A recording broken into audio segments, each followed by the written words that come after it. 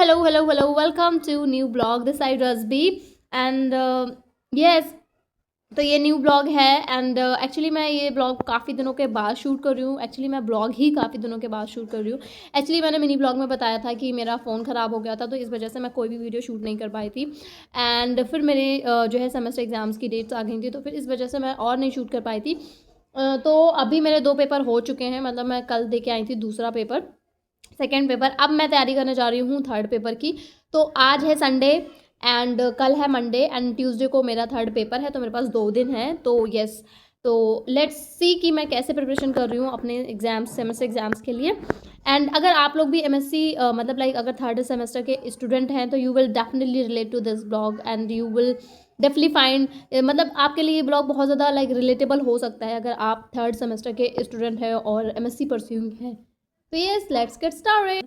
So yes, अभी चल रहे हैं मेरी सेमेस्टर एग्ज़ाम्स।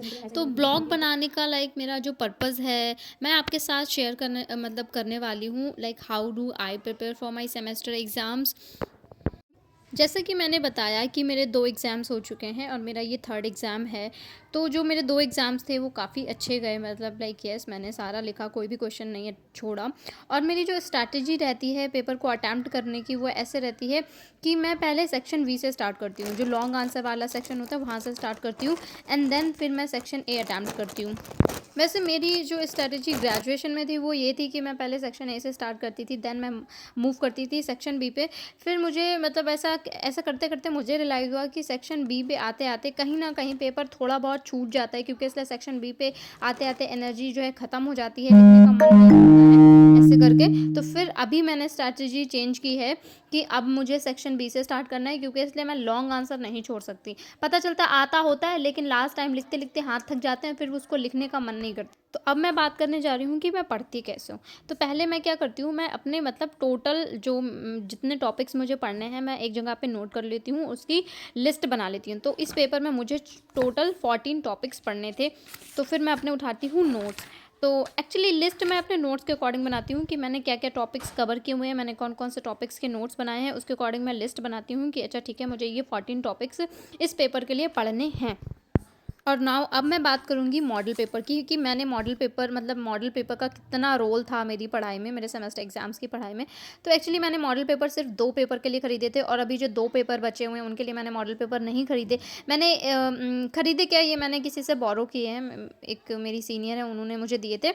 तो फिर ये जो मॉडल पेपर है, इनसे मैंने बहुत ही कम पढ़ा है, बस इनको ऐसे एज अ सिलेबस के लिए यूज़ किया है, क्योंकि इसलिए मुझे मॉडल पेपर की लैंग्वेज ठीक नहीं लगी। एक्चुअली उसमें चीज़ें कुछ ज़्यादा एलोबरेट फॉर्म में हैं, और मुझे लैंग्वेज तो बिल्कुल मुझे लैंग्वेज का सबसे ज़्यादा इशू रहा। अगर आप कंफर्टेबल हो तभी मॉडल पेपर खरीदो दो, अदरवाइज़ आई वुड सजेस्ट कि आप अपने नोट्स बना दो, वो ज़्यादा बेटर रहेगा। तो मैंने तो अपने नोट्स ही बनाए, मैंने मॉडल पेपर खरीदे फिर भी मुझे उसका कोई फ़ायदा नहीं लगा, फिर भी मुझे अपने नोट्स ही बनाने पड़े, क्योंकि इसलिए लास्ट टाइम पे नोट्स बहुत ज़्यादा हेल्प करते हैं रिवीजन के लिए। मॉडल पेपर रिवीजन में तो बिल्कुल भी काम नहीं आते, एटलीस्ट मेरे तो नहीं आते, आप लोगों का मुझे नहीं पता। एंड फिर अब मैं बात करूँगी कि मैंने नोट्स कैसे बनाए। तो मैंने नोट्स बुक्स की हेल्प से बनाए, विकिपीडिया की हेल्प से बनाए, और इधर उधर से सर्च करके मैंने अपने नोट्स बनाए उस लैंग्वेज में जो मुझे समझ में आती है। तो मेरा इस बार का टारगेट ऐसा नहीं था कि मैं होल सिलेबस कवर कर लूँ, मुझे सब आना चाहिए, ऐसा कुछ भी नहीं था।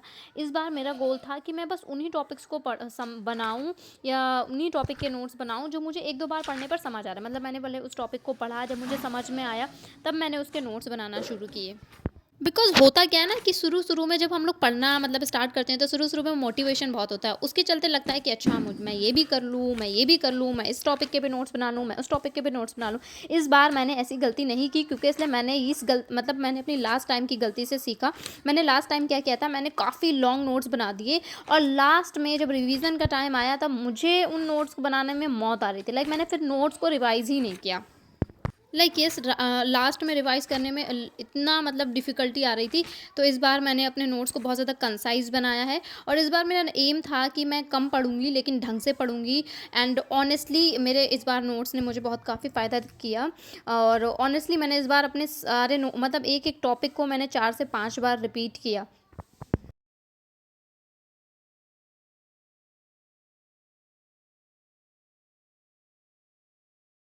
So yes, hello, good morning. Today is my exam.